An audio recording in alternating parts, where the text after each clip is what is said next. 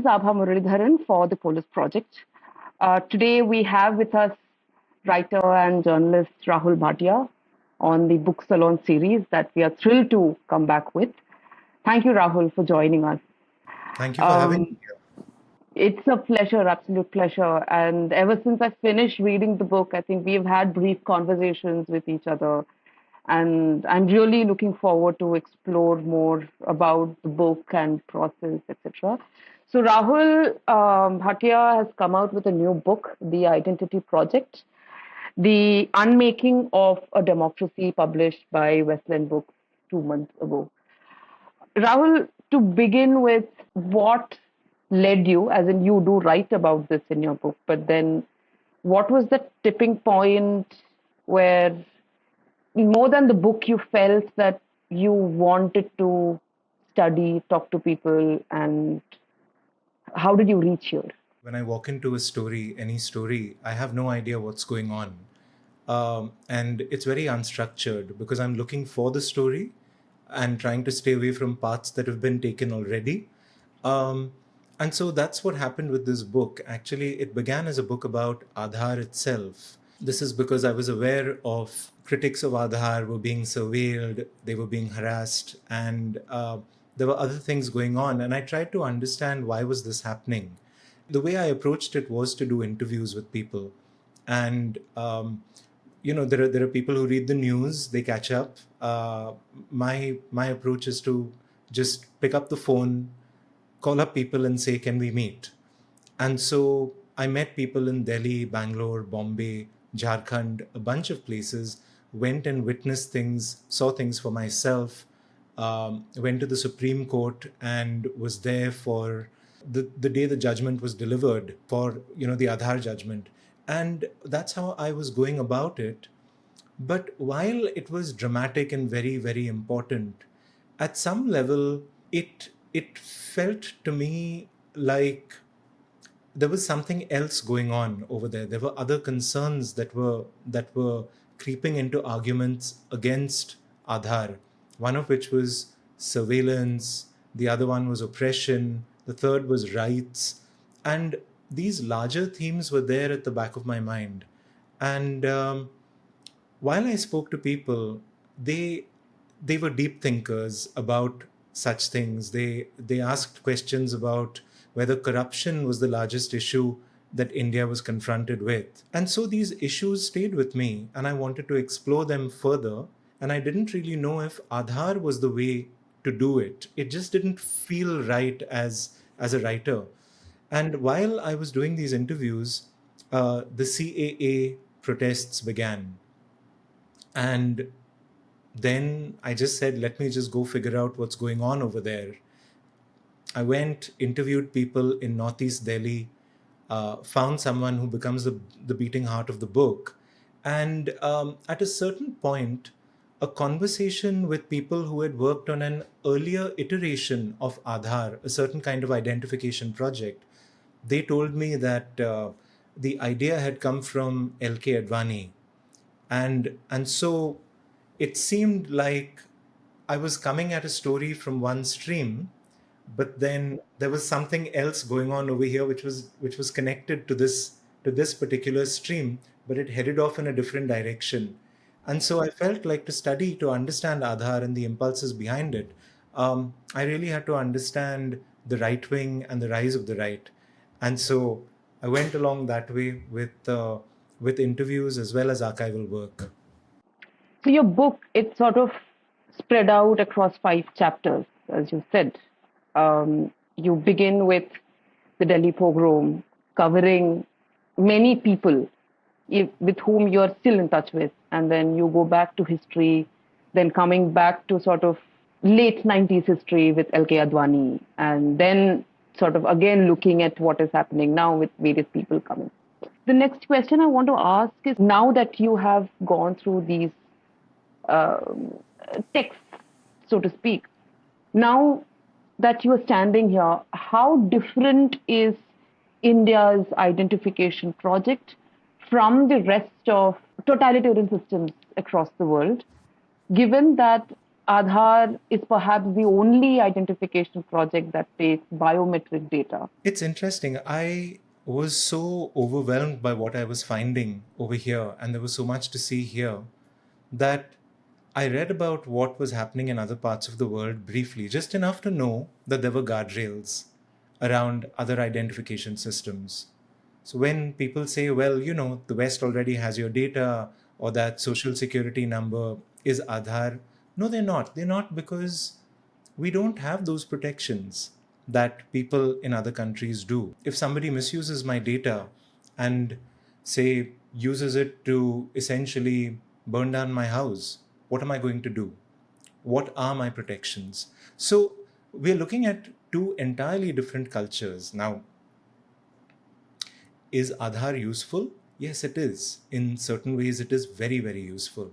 But that's not been the point. The point has always been what protections exist around it. Are people protected? Can they keep their rights? Can they exercise their rights? Is this that kind of country? Can you oppose certain things? So I felt like this discussion about Aadhaar from the very beginning, while it had public consultations and things like that, it wasn't truly inclusive. And it wasn't truly inclusive because of this idea that you listen to too many voices and the project will get stuck. Or, you know, to make a thing happen fast, you just implement it, you push it out there, and then you make fixes as you go along. So you get the results that you get, that you got, which is that people died of hunger, which is that people, even today, you've got millions of people, I guess, who can't use their Aadhaar for whatever reason, and there are these attendant difficulties that come with it. So I think when I look at Aadhaar, I'm not just looking at the technological aspect of it. I'm looking at the world in which it exists. And that world tells me that something like Aadhaar can be, and this is more than theoretical by now, it can have its fair share of harm, and it can have disproportionate harm.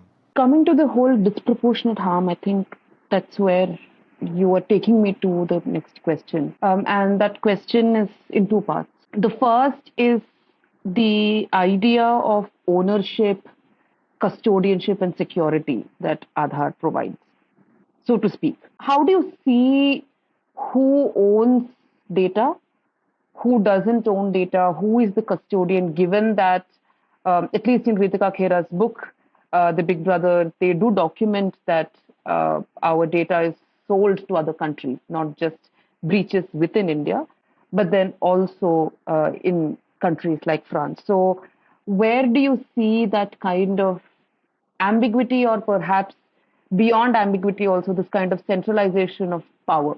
And the second question is related to technological advancements like AI, because I'd used a report published in the Al Jazeera where AI generated technology basically is in use, and the people who are affected are the most marginalized because they are the ones who do not get food or do not get a job. So, how do you see these two aspects of Aadhaar and identity? Look, I think people have studied centralization, and they've written about it. I'll tell you what I'm thinking about when I think about data and Aadhaar and other things. I don't focus on the high tech stuff as much as I do on how things have been used in the past. That data has leaked, we know.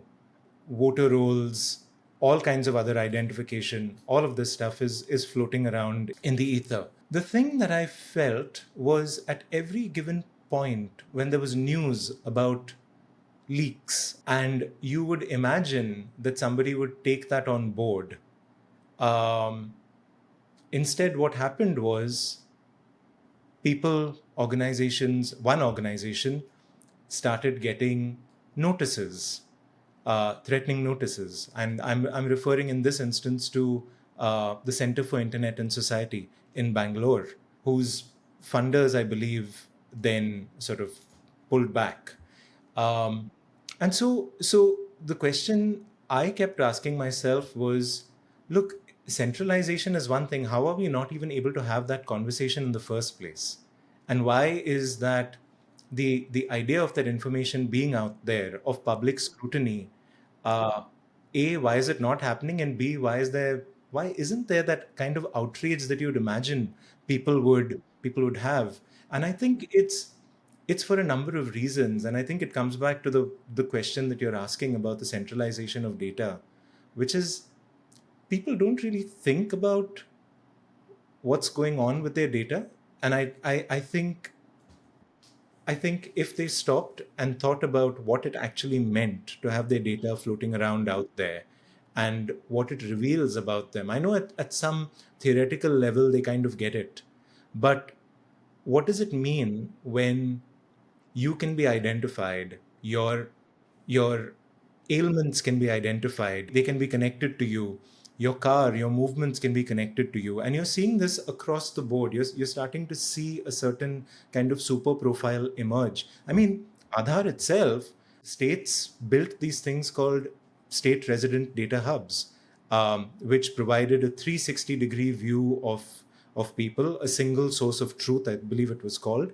So so I think when you look at these developments, you wonder where exactly your data is floating around, how it's going to be used, and why exactly these particular databases are coming up. We haven't been able to have that conversation yet. I think that's for a number of reasons. That's the first part. Look, I don't know about AI. I haven't studied it enough. I've been reading the hype like everybody else.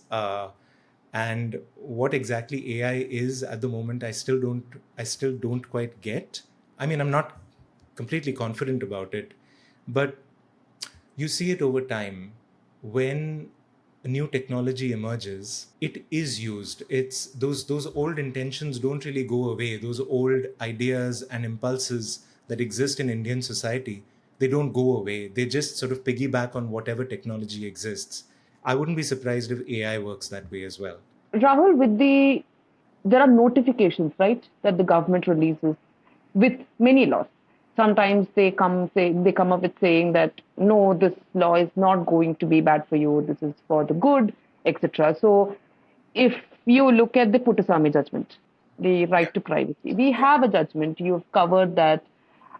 If you could just speak your experience of being inside the court and observing, and then sort of trying to see or observe if the judgment is basically, does it work on ground? Does it, what does it do?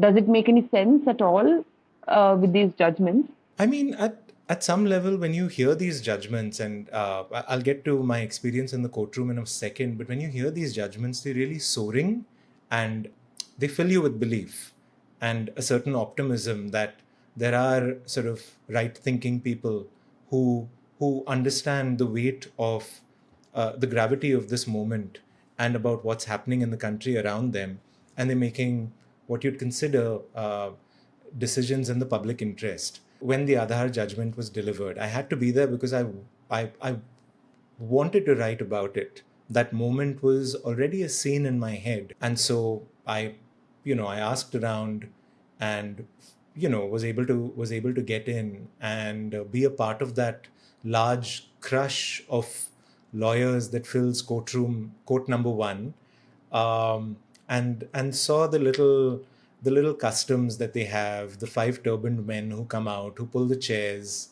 uh, and then who push them back as the justices sit on them. I saw that this judgment itself was about 5 or 6 inches thick when it was picked up by, I think, the clerks and put up over there in front of them. And for a moment, they admired it. They looked at all the post-it notes and everything, and I was there to write about that, but I was also there to watch and record the looks on the faces of the various people who were involved in this case, especially the petitioners. And I was taking my cues from them as well, from their faces. I was listening to it and sort of also had my own interpretation as this was going on. But the lawyers had their own interpretation as well, which they could see further than I could. But I saw a lot of optimism, and I saw like grounds for the future, especially in Justice Chandrachud's dissent. Then after it was all done, we all walked out, and I was just hanging around with people at that point, and I got a more nuanced reading of it, which is that some parts of it were great, some parts of it were not so good, some parts, well, it was a mixed bag for everything. But then you come out and you're outside the Supreme Court of India, you're out on the main road, you're walking around in East Delhi, and the law exists, but not quite in the form that you'd imagine. You realize that at one level, what you see in court is very theoretical. It's like a textbook of sorts. If I can make a terrible, terrible analogy, it's like a textbook of sorts. But out there on the street, when you see people acting in certain ways and the police acting in other ways, you see that somehow that these judgments don't seem to reach people on the ground, your everyday, the people you contact, you're in touch with every day. Technically, even after the judgment came out, we were still receiving calls from various banks and phone companies and other odd places saying, give us your Aadhar. And so you tend to see that, okay, there are limitations to this, and that limitation happens to be almost, I wondered if it had something to do with jobs and unemployment and the lack of choice that people have, where when you're within an organization, you get an order from above, you just do what you have to to essentially keep your job. So essentially the bureaucracy passes an order down. And when I say bureaucracy, I don't mean the government bureaucracy, but I'm talking about corporate bureaucracies and that hierarchy that exists where somebody on top says, you know, get people's Aadhar number. And it comes down as an order. And the person who passes that order, by the time it comes to this, the clerk at the bottom who you're sort of dealing with, that person is faceless, is invisible. But this person who you're interacting with becomes almost like an oppressive figure. And so when you see these things, the number of times I had to sort of wave a sheaf of papers saying, look, the Supreme Court of India said you cannot do this. And they would have this blank look on their face and they would say, but sir, it has come from above. For them, there is only one sort of, the Supreme Court, and that Supreme Court is not the Supreme Court. It's essentially up the chain that they report to. So I think it has its limits. It clearly shows you that we have larger problems. That larger problem is also, again, one of the things that you talk about in your book, especially the part when you lay down LK Advani's time and how Aadhar was coming up, right?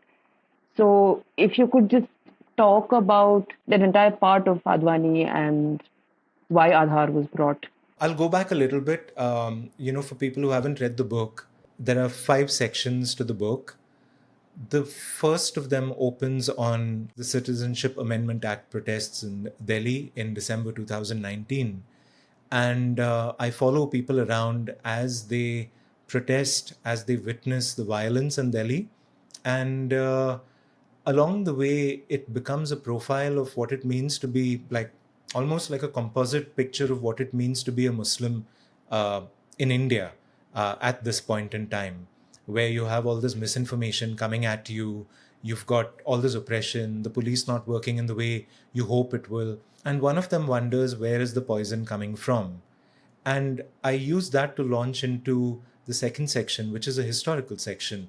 And in that, what I'm doing is going back in history, way back to the 1870s, and looking at the Arya Samaj and how they had cow protection sort of units at that point, how young men were coming together and organizing, and they had these clubs where eventually they would end up practicing with a lathi and doing the sort of exercises that you see a lot of today, and how that action moves to the Mahasabha, and then the Rashtriya Swayamsevak Sangh, the RSS, and I show how at a certain point even Nehru himself didn't quite know what to do.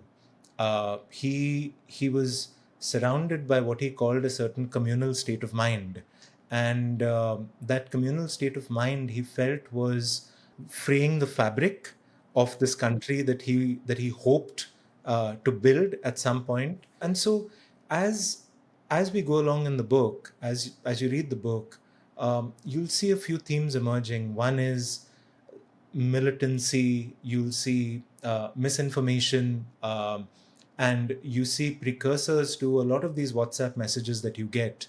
Um, and you start to see the rise of these things, and more importantly, how they sort of get into people's heads and they harden people's minds and hearts. With that, I take you to section 3, which is where I speak to people who were a part of the RSS and who are a part of the RSS, and try and see the world through their eyes, try and understand if they left, why they left, if they're staying, why they're staying, what the dangers are. If they, if you're staying, what you see as the dangers in your country. If you've left, what you see as the dangers of the RSS. So these are things that I went into. Now, I worked at it backwards because at a certain point, when I was working on Aadhar and Advani came up, the question then was, I want to know where Advani came from. And that led me to the RSS. And so when that happened from a research perspective, I go back to the Arya Samaj and come back over here. But now there's Advani, who's a central figure in this. Advani plays a pivotal role in section 4, which is that, look, this is a personal book as well at some level. It's investigative, and I go into the archives, I do the legwork, but at the same time, I also really wanted to put my own feelings and thoughts and certain kind of family history on the page, uh, because we've lived through this time and we've experienced the last 30, 40 years. My generation has experienced the last 40 years. My parents have done the last 50, 60, 70 years. Their parents saw 1947, and so I felt like there was a certain kind of family thread that was running through uh, through this book as well. And from time to time it comes up. I show you that for me, Advani was this figure who was inextricable from what happened in 1992, especially December 6th, 1992, the Rath Yatra. And for me, that he was a particular kind of figure because this this yatra that he led, this journey that he led, and the violence that surrounded it, and in the aftermath of the demolition, the the way things spiraled for people in Bombay in particular.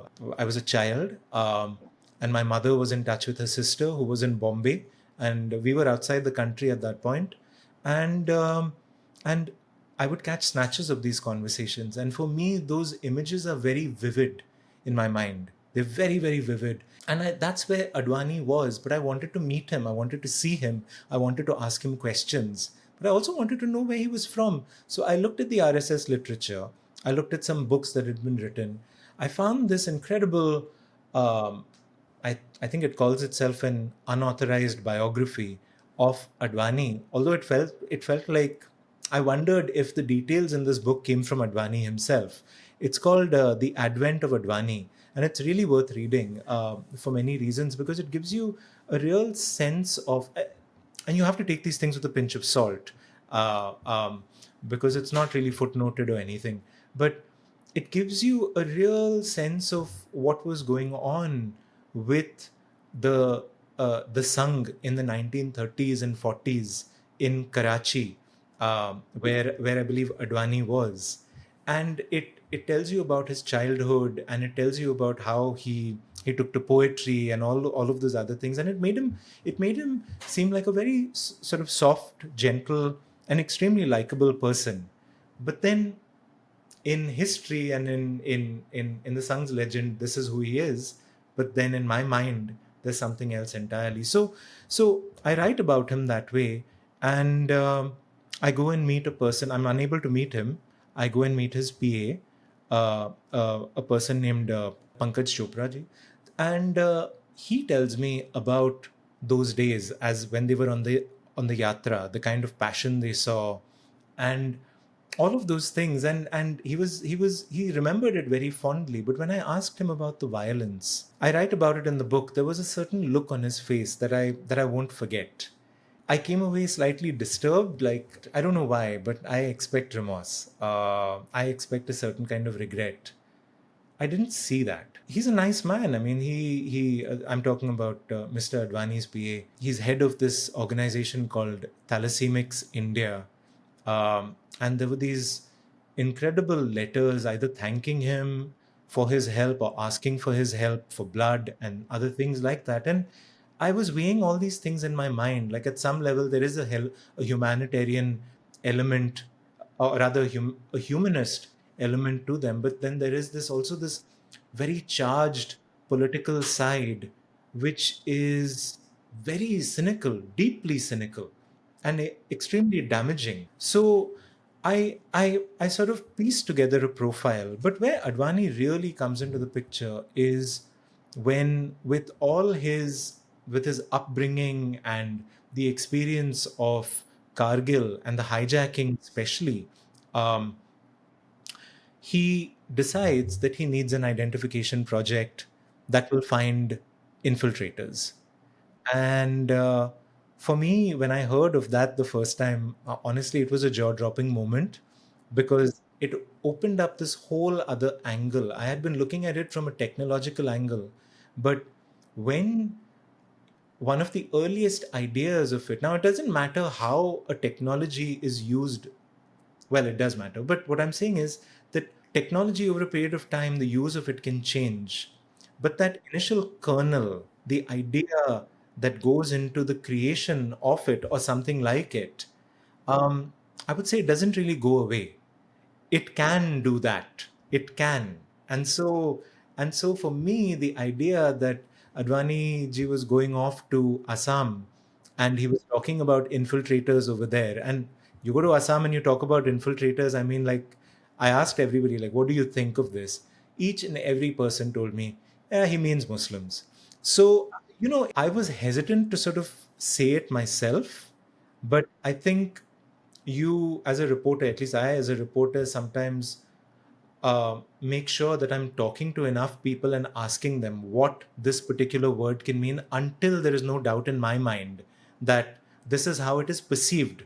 The word itself, infiltrator, has a particular meaning, but when it is said in a particular area, it means something else. And I think for me, that being the root of what we see today was very interesting. I think for me, Rahul, that was also my jaw dropping moment while reading your book. Because when, by the third chapter, I think I had a fair idea, okay, this is the narrative. And then you bring this Advani and Kargil and the reason why he wanted an identity project. And by then, Aadhar wasn't there.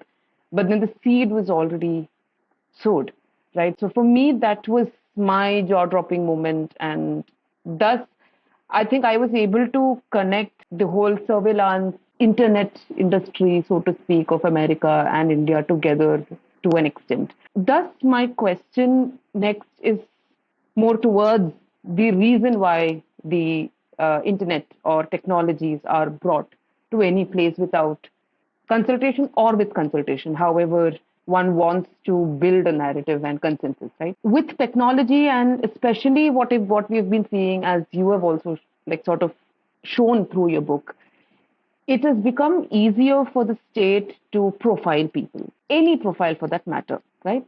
And with the disintegration, so to speak, of Cambridge Analytica and other services, corporate and government services, it's sort of become even more easier from the already easier space of profiling people. How do you think, I mean, especially with the new criminal laws where a lot of power has been given to the police and investigating officers, how do you see the law and technology together being used? Because you also speak about this in your book, which is why I'm asking the question.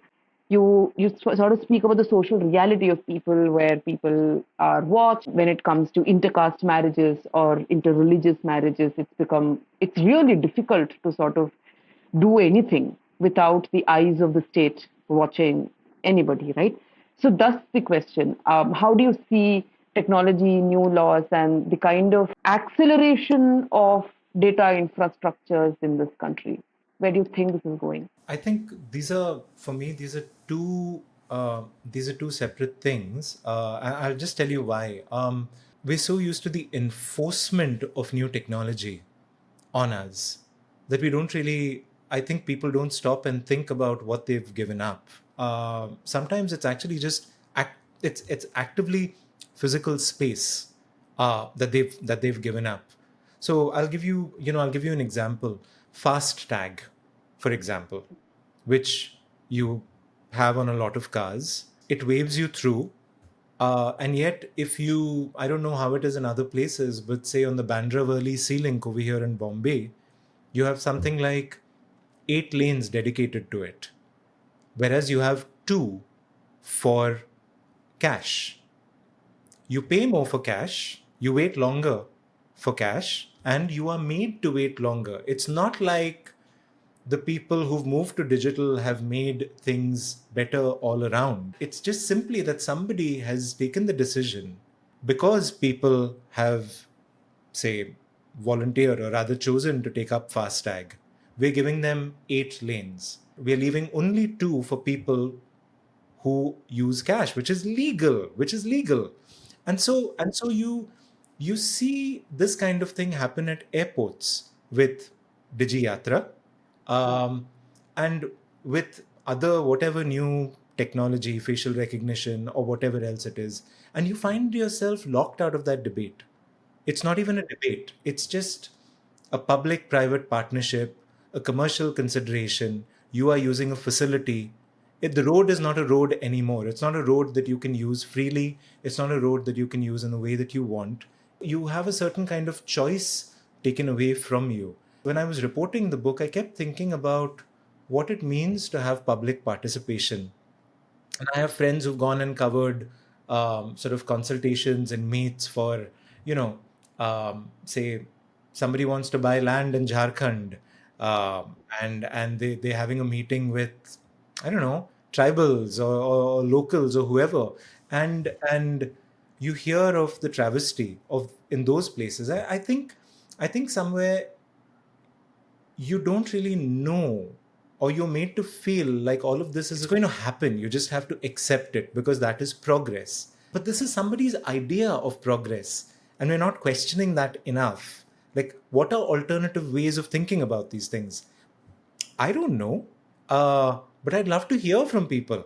I mean, I would love to hear the range of possibilities that exists, but you don't hear from them. And why don't you hear from them? It's because fewer and fewer people are able to sort of express their ideas of India, of what this country can be. By that I mean, if you look at the newspapers, you find a celebration of wealth and power in them. Each of us carries, almost like in our heads, we carry a manifesto for India, like what I would do if I was prime minister. Like I'd remove the number of times I've heard of these things, but you carry along these ideas of how life can be better. You're not asked. You're not able to express these things. Where do you go? Do you write a Substack with like 30 readers and work up your way to some kind of engagement? So you have newspapers putting powerful people on a pedestal. They're allowed to express an idea of technology, and the others who sort of suffer through it are made almost voiceless. It's almost as if they're cranks and freaks who are Luddites, who don't see it for what it is, which is a sort of an annexation of public spaces and of public functions. So at one level you have that. And then you've got criminal laws and other such laws which are passed through with very little debate, no deliberation in that, no public consultation, no deliberation worth the name, and you don't know why it's happening. Um, and I speak as a reporter. I don't always know why these things are happening. And so you see at every level, you're pushed out of the decision making process. You're not involved. It hit me the first time when, way back in 2014 or 2015, Niti Aayog had this, was it Niti Aayog or somebody else? They had the smart cities competition. and they said this will be consultative, it'll bring your thoughts together and all of that, and it'll be participatory and all that stuff. And how were you to participate? One of the ways in which you would participate was by designing some kind of logo on some government website. And I looked at that and thought, that is participation, but what really, and so you had a sense that this is where things were going to go. But now, where these laws affect you, where facial recognition can affect you, where databases can certainly be used against you, you really don't have a say, or you've given up and said, many people have just given up and said, well, my data is already out there, so might as well just add to one more database. If you pull that particular thread, um, it raises fundamental questions about what citizens think they're doing, and what they think their role is. Is their role to vote every 5 years and then leave it at that? Is it to just earn as much money as you can so that you achieve escape velocity from this place, uh, and go somewhere else where you can have a better quality of life? I mean, what role do you see for yourself, and how involved do you want to be? I think about it quite a lot. That's where I think the next question is also. So in your book, you, as you said, you go to Assam and then CA, NRC. There's a history with the northeast borders. But today there is also a bigger problem, or a big problem enough as compared to other problems as well, which is delimitation. Delimitation, which is connected to census to Aadhar, NPR, NRC, CA, etc. My question is not about what would Aadhar do, or in that sense, but as a reporter, when you talk to people, and even today when you go to many parts of the country, what is it that has fundamentally changed in India in the, say, let's say it's not about from 2014, let's say in last 4 or 5 decades, and where do you see this? This is unstoppable now. This machine is unstoppable. So where do you see this going as a reporter? I honestly see a certain fragmenting of reality in people's minds. They're really not able to process the significance of what's happening in this country. Um, and I think at some level it's because of the information they receive and how they receive it. The idea of a shared reality is something that seems to be broken. Where if you point out, you say, I have been to a place and I have seen this with my own eyes, and you write about it, they rightly they would look for bias, as they should, but there is a certain disbelief about it. Like, not disbelief, that's the wrong word, but they just do not believe that something like that could happen. They do not trust the messenger. They question the messenger rather than turning their ire towards leaders, towards rulers. So that is something that I saw, I witnessed up close. I saw people just not able to ask that question of why this is happening around them. The violence against Muslims, for example, I didn't hear from too many people who thought that it was wrong. That it's almost like they were justifying the cruelty in their minds, and they were like, yes, all of this is happening for a reason. It is happening because Muslims are this way. That is what they would tell me. And when I heard these things, I would find myself wondering, what has gotten into you? What are you being fed? What kind of world are you existing in? And I saw that over and over again. They didn't really see, they said, like, Muslims kind of stick together.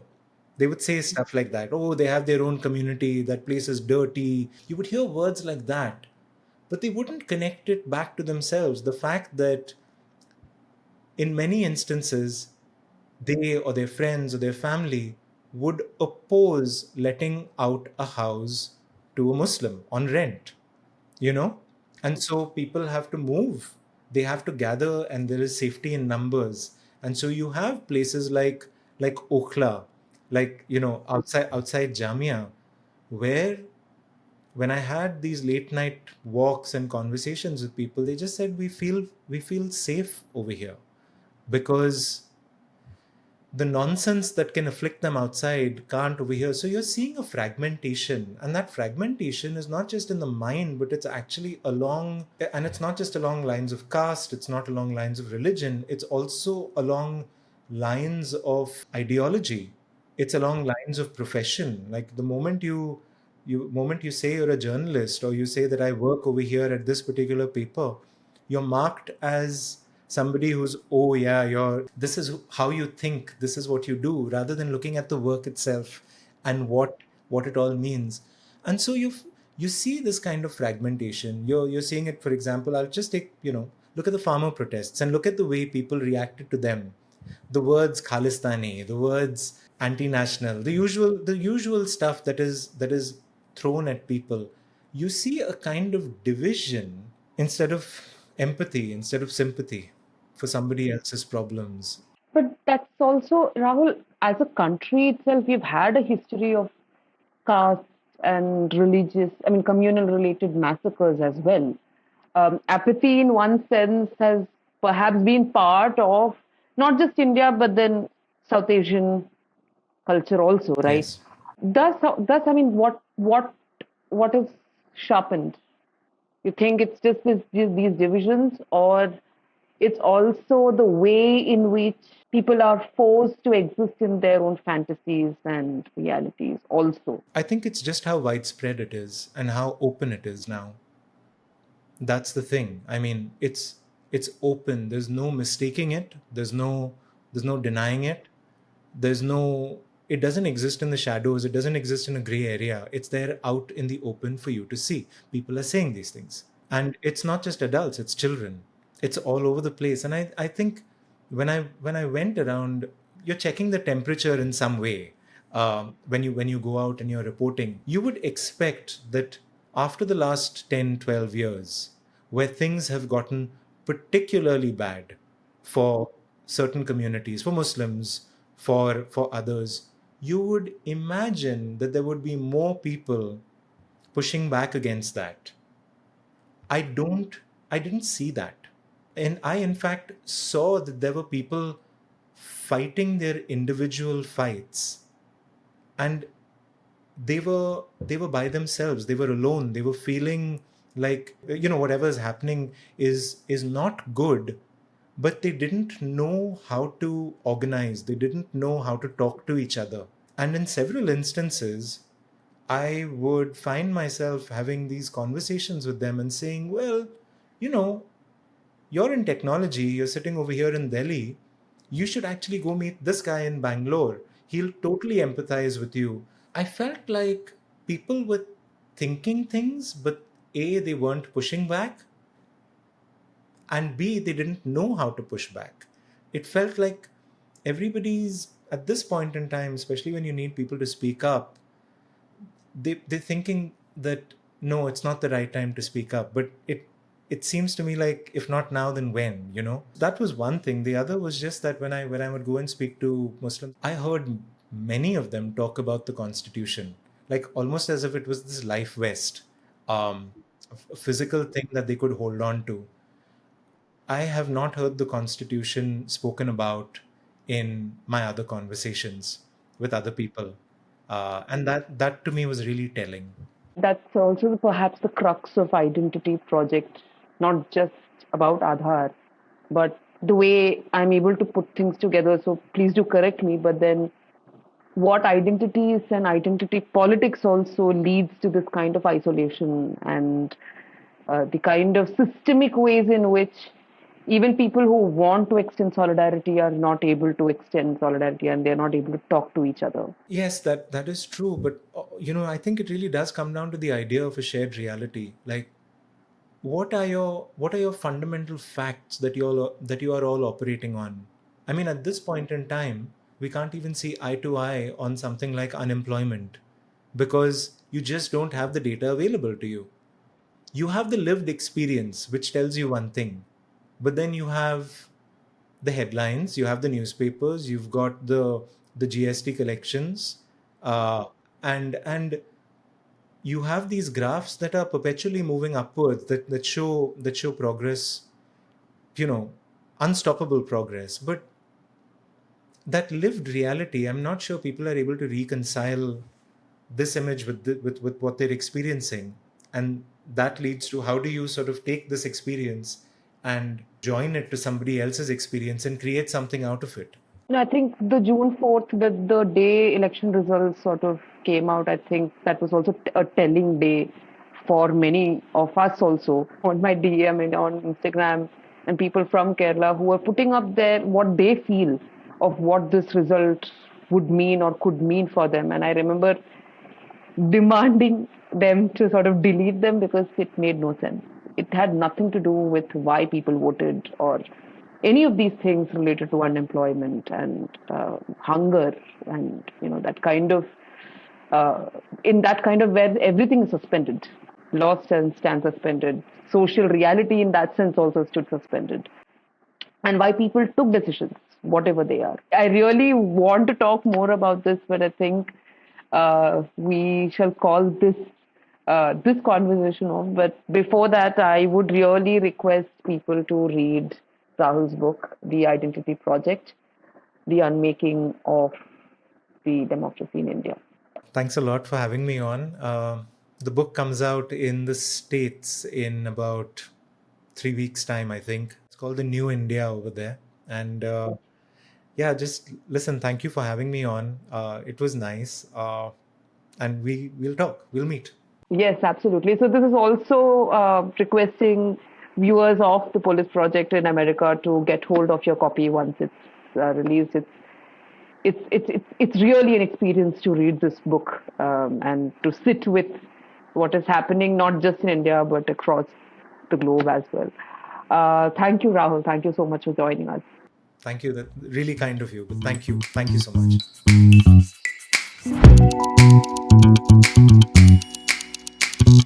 much.